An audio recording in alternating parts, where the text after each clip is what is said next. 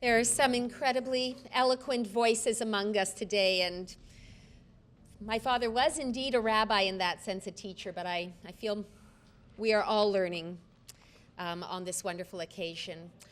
I would next like to ask a very dear friend to our family, Congressman Kucinich, who, with that remarkable spirit of love that he brings with him everywhere he goes, has reached out particularly to our family in the very tough year that we've had, and was a dear friend of my father's. Congressman Kucinich, would you honor us, please? To Annette and the Lantos family, I'm pleased to be joined here by two very special guests of the Lantos family, from my family, my wife Elizabeth and her mother, Julia Massey, who's visiting from London. We're so grateful that she could join us for this event as well. It's appropriate that we come together to dedicate archives in the name of Tom Lantos. And of course, right across from this building, there's another set of archives which are celebrated by people all over the world, and that is the archives of Thomas Jefferson. So we have two Toms now that we can recognize for their intellectual depth and also to their commitment to principles which are eternal. And when we speak of anti-Semitism, we're reminded of teachings in all religions, but when we think of the rabbi's teachings, when we learn of Lashon Hora.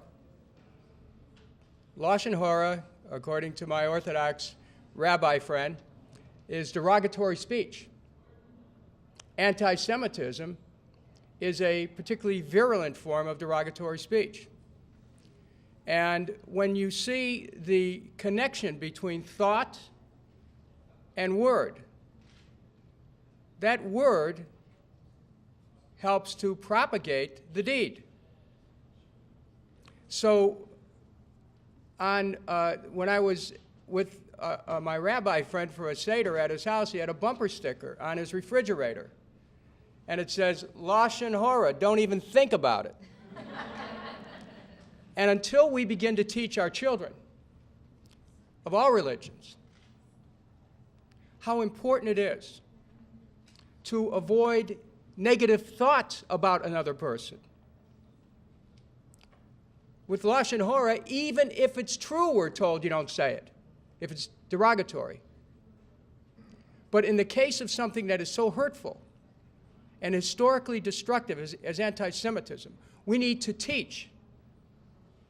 And by showing examples of where it's been so destructive, because the anti-Semitism of the 30s was a direct path to the Holocaust.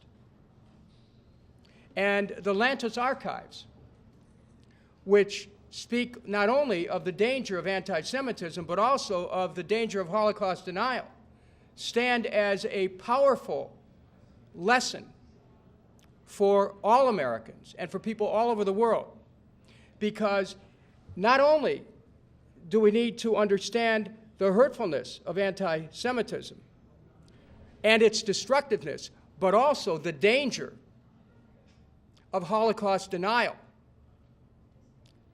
Tom Lantos' work was not only about the importance of remembering, but he understood that each time someone would attempt to deny the Holocaust, that they were attempting to nullify not just 6 million people, but to nullify the world as we know it.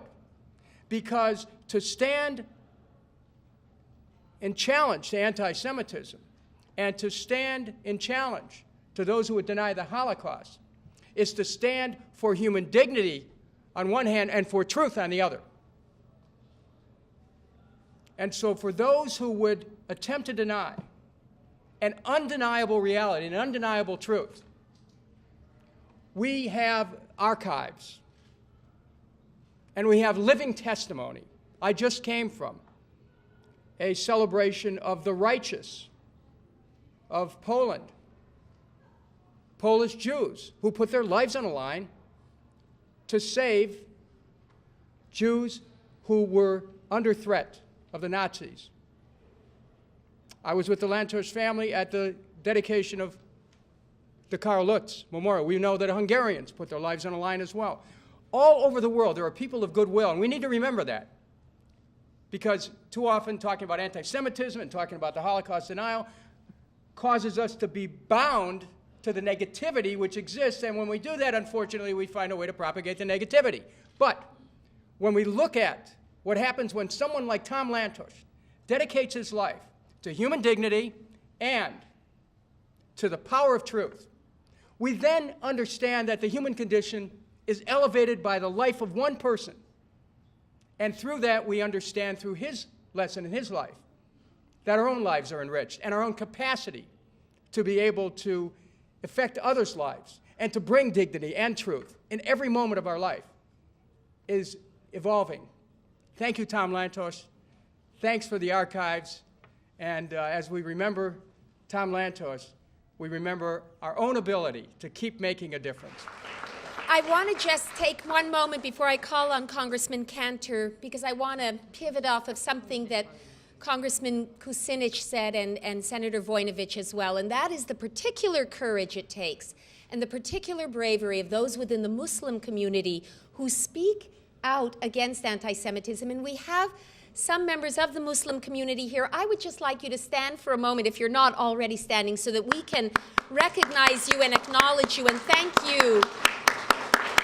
Thank you for your extraordinary bravery and courage and decency. You inspire us all.